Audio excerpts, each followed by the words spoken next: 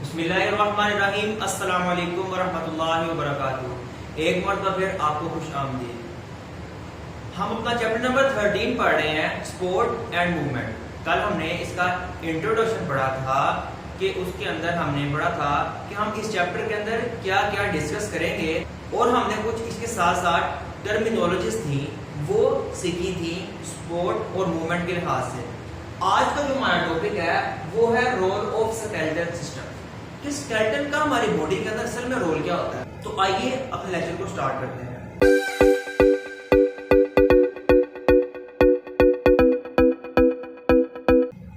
Role of skeletal system protection provide करता है। पहली बात हमें क्या प्रोवाइड करता है? नंबर 1 इज द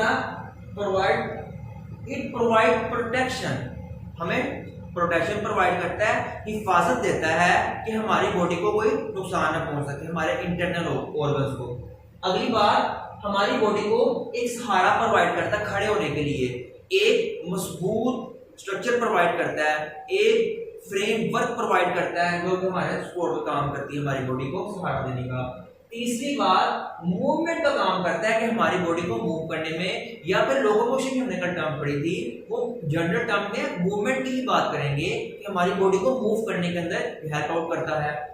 अब हमारी बुक ये कहती है कि प्रोटेक्शन किस तरह से प्रोवाइड करता है। आखिर आपका भी सवाल होगा कि हमारी बॉडी को हमारा स्केलेटन प्रोवाइड प्रोटेक्शन किस तरह से करता है। तो देखें, पहली बात अगर हम अपने ब्रेन वाले टॉपिक के पास जाएं, यानी कि कोर्टेक्स वाले टॉपिक पे जाएं, तो हमने ब्रेन को पढ़ा था और स्पाइनल कॉर्ड को पढ़ा था। ये दोनों ही बोन्स थी। हमारा जो स्कल है, ब्रेन है, ये स्कल है, जो बोन है क्या है, एक पूरे की पूरी बोन ही है ना। तो ये किसको प्रोवाइड करिए प्रोटेक्शन? हमारे ब्रेन को। ये स्कल है, हमारी जो सर की हड्डी होती है, ये स्कल कहलाती है, इसे कहते हैं स्कल। और ये प्रोटेक्शन प्रोवाइड किसको कर रही है? हमारे ब्रेन को। और जो हमारी वर्टिब्रल कॉलम है, जिसे हम वर्टिब्रा भी कहते हैं, जिसे हम उर्दू में कहते हैं रीढ़ की हड्डी, ये हमारी स्पाइनल कॉर्ड को प्रोटेक्शन प्रोवाइड कर रही है बच्चों। अच्छा, रिब्स किसे कहते हैं? ये जो हमारी पसली है, इसे रिब केज भी कहा जाता है। इसके अंदर हमारा हार्ट, हमारे लंग्स और हमारे क्या कह लेंगे, हमारा liver, basic organ, soft organs होते हैं हमारे, इसके अंदर इनक्लोज हैं और प्रोटेक्ट हुए हैं इनसे। तो क्या बात है, ये हमारे इंटरनल ऑर्गन्स को हमारे रिब्स जो हैं वो क्या प्रोवाइड कर रही हैं? प्रोटेक्शन प्रोवाइड कर रही हैं। इसके बाद हम देखते हैं कि हमारा अगला टॉपिक है बोन एंड कार्टिलेज। अब असल टॉपिक हमारा स्टार्ट हो गया जी। हम पढ़ने क्या जा रहे हैं? बोन और कार्टिलेज। बेसिकली स्केलेटन को बनाने के लिए इन दो चीजों का रोल है। एक हमारे पास बोन है, जो हमें पता है कि हड्डी, जिसे हम पढ़ते हैं कि हमारी हड्डी, आम टर्म है कि हड्डी जिसे हम कहा जाता है उर्दू के अंदर। तो आज हम जो डिस्कस करने जा रहे हैं पहला टॉपिक, जिसे हम कहते हैं कार्टिलेज। What is cartilage? ये हमारी बोन की तरह स्ट्रॉन्ग तो नहीं होता, मगर उस जैसा काम प्रोटेक्शन प्रोवाइड करने का या सपोर्ट प्रोवाइड करने का काम करता है। हमारी बुक इसे डिफाइन को किस तरह से करती है? It is a dense. Dense का मतलब बहुत ज्यादा गाढ़ा, क्लियर, शफाफ है, ब्लू वाइट, नीला और सफेद कलर का, फिल्म, मजबूत, कनेक्टिव टिश्यू। कनेक्टिव टिश्यू क्या होते हैं? ऐसे हमारी बॉडी के टिश्यू जो चीजों को कंबाइन करने का, मिलाकर रखने का काम करते हैं, या हमारे क्या कहते हैं, मसल्स को हमारी बोन से जोड़ते हैं, उन्हें कनेक्टिव टिश्यू कहा जाता है। हमारी बोन भी कनेक्टिव टिश्यू है। अब बात यह है कि पूरी की पूरी डेफिनेशन आप चंक्स में डिवाइड कर लें, आपको आसानी से याद हो जाएगी। पहली बात क्या है? डेंस है, clear, blue white, film, connective tissue.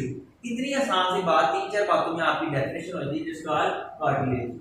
But हमारी बुक कहती है लेस स्ट्रॉन्ग देन बोन। ये हमारी बोन की तरह स्ट्रॉन्ग नहीं होता। बात समझ आई? अगली बात, what is meant by chondrocytes? Chondrocytes क्या होते हैं? आपने एक बात बायो के अंदर याद रखनी है, जब भी आप साइट का लफ्ज सुने बायो के अंदर, या आप साइंस के अंदर साइट का लफ्ज सुने, CYTE, इसका मतलब होगा सेल। ये वाला साइट,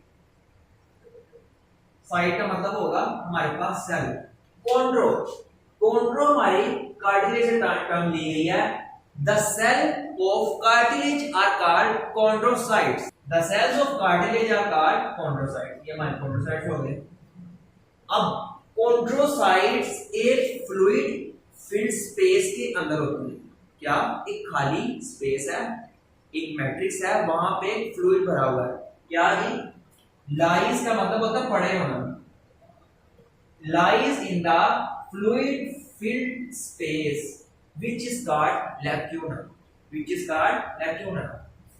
fluid filled space के अंदर क्या पाए जा रहे हैं? chondrocytes। क्या कहलाते हैं? lacuna।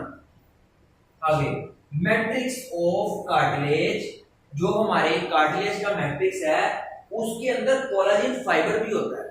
अगली बात, अब हम अपने नेक्स्ट लेक्चर के अंदर ये सीखेंगे कि आगे हमारे पास जो कार्टिलेज है इसकी 3 टाइप्स है।